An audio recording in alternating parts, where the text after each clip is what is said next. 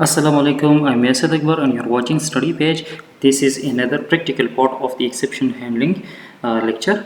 In this practical part, I'm going to demonstrate how an exception specification can be written and how a function read through an exception. So let me take start by writing basic C++ program hash include IO stream hash include std accept, okay, using namespace std int main return 0. So this is the basic C++ program. Let me see, this program is lecture 18.3. Now let me take a function that has chances of different exceptions and it will read through all these exceptions. So for example, the return type of function is void and the function name is, for example, my function, okay, take no argument. जिस तरह theory में हमने कहा था कि यहाँ पर इसके साथ ट्रू लिस्ट होगा, सो ट्रू। अच्छा, ब्रैकेट के अंदर हम क्या लिखेंगे, हमने ये कहा था कि अगर हम ब्रैकेट के अंदर कुछ ना लिखे, ट्रू लिस्ट खाली छोड़ दे, तो ये किसी भी किस्म के एक्सेप्शन को री थ्रू नहीं करेगा। और अगर हम यहाँ पर एक्सेप्शंस लिखते हैं तो उन एक्सेप्शन को ये री थ्रू करेगा। सो फॉर एग्जांपल मैं लिखता हूँ लॉजिक अंडरस्कोर एरर, ये एक एक्सेप्शन टाइप है built in run time underscore error. दूसरा एक्सेप्शन है फॉर एग्जांपल इंट है, फॉर एग्जांपल स्ट्रिंग है। इंट और स्ट्रिंग हम जनरेट करेंगे, ये मतलब है कि ये दो बिल्ट इन टाइप से है, ये बाकी हम खुद से जनरेट कर सकते हैं। तो यहाँ पर एक मैसेज प्रिंट करता हूँ, दिस इज़ माई फंक्शन, ठीक है, ताकि हमें पता हो कि अच्छा कौन सा स्टेटमेंट अभी एग्जीक्यूट हो रहा है। एंड ऑफ लाइन फिर इस तरह करते हैं, एक एक्सेप्शन थ्रो करते हैं of logic type. So logic underscore error, ठीक है, और इसमें मैं लिखता हूँ for example logical error awkward, ठीक, और यहाँ पर सेमीकोलन, इसके बाद फॉर एग्जांपल सी आउट, यहाँ लिखते हैं last statement in my function. तो जब यहाँ पर ये एक्सेप्शन अगर हो जाएगा, ये रिथ्रो हो जाएगा और last statement in my function ये एग्जीक्यूट नहीं होगा, ठीक है।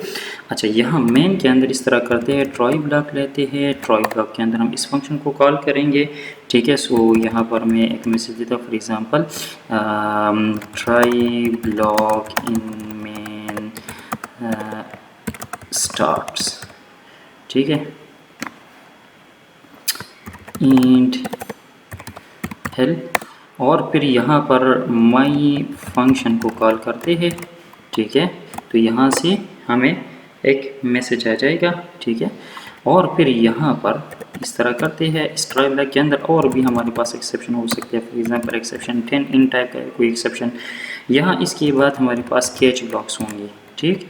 तो कैच ब्लॉक्स एक भी हो सकता है, एक से ज़्यादा भी हो सकता है। तो for example this is catch for int, ठीक है, और यहाँ हम सी आउट करेंगे for example integer exception occurred, ठीक है, और यहाँ for example value is equal to exception की वैल्यू को हम कैच कर रहे हैं, तो यहाँ इस तरह लिखेंगे। दूसरा हमारे पास फॉर एग्जांपल कैच, और हमारे पास है रन टाइम अंडरस्कोर एरर, ठीक है, और value for example cout run, ये हम निकाल के integer, okay, run time exception occurred. और चूँकि ये हमारे पास बिल्ट इन टाइप है, तो इसकी वैल्यू हम किस तरह एक्सेस करेंगे, इसकी वैल्यू हम एक्सेस करेंगे use it what function. So यहाँ हम लिखेंगे value dot what,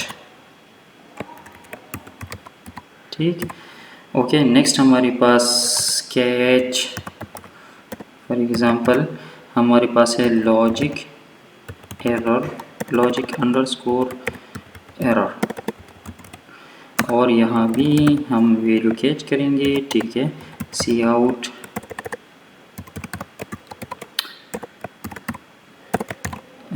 logic error exception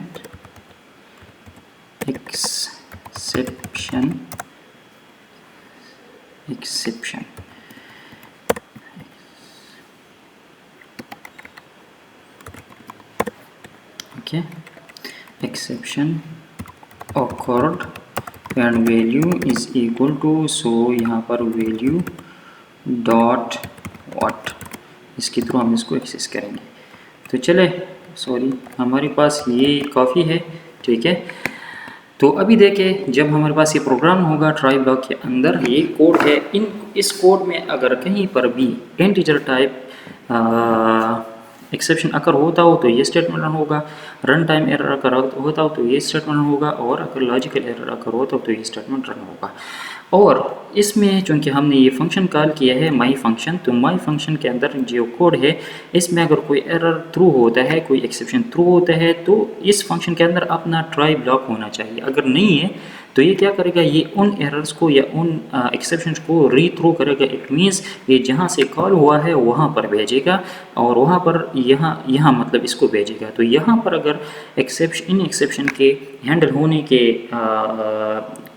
होने का कोड हो, ठीक है, तो वो हैंडल हो जाएगा। अगर ना हो तो हमारा प्रोग्राम अनएक्सपेक्टेडली और टर्मिनेट होगा, ठीक है, बैड तरीके से टर्मिनेट होगा। तो चले इसको रन करते हैं। हमारे कोड के मुताबिक लॉजिकल एरर यहाँ से जनरेट होना चाहिए। थ्रू स्टेटमेंट हमने लिखा है दिस एक्सेप्शन स्पेसिफिकेशन लिस्ट, इसके थ्रू ये यहाँ पर ट्रांसफर होना चाहिए और ये स्टेटमेंट रन होना चाहिए। सो देख लेते हैं हमें आउटपुट में क्या मिलता है। अच्छा सॉरी, यहाँ पर हमने ऑपरेटर गलत लगाया है। ओके, ठीक हो गया। Okay, try block in main starts, ठीक है, this is my function logic exception occurred value equal to logic error, बिल्कुल ठीक हमें आउटपुट मिल रहा है। देखिए हमारे पास सबसे पहले ये स्टेटमेंट रन होगा try block in main start, जो कि हमें मिल रहा है यहाँ पर। फिर यहाँ पर हमने फंक्शन कॉल किया है, फंक्शन के अंदर this is my function, this is first statement, तो यहाँ पर हमें वो मिल रहा है this is my function. Next logic error occurred, तो यहाँ से ये एक्सेप्शन थ्रू हो गया और ये लॉजिक एरर है, तो ये यहाँ पर ये कैच होगा। यहाँ पर क्या है, logic exception occurred and value equal to, so logic exception occurred and value equal to logical error occurred. Logical error occurred हमने यहाँ पर लिखा था। So this is how an exception specification is used with function to re-throw the exception। इस concept को कहते हैं re-throwing exception, और इस ये कॉन्सेप्ट भी आप लोगों ने देख लिया, और इसके साथ साथ आप लोगों ने बिल्ट इन एक्सेप्शंस को देख लिया कि हम इसको किस तरह यूज़ करेंगे। So once again, if you have any question, please ask in the comment section. If you like the videos, please subscribe the channel and also share the video. Thank you so much. Allah Hafiz.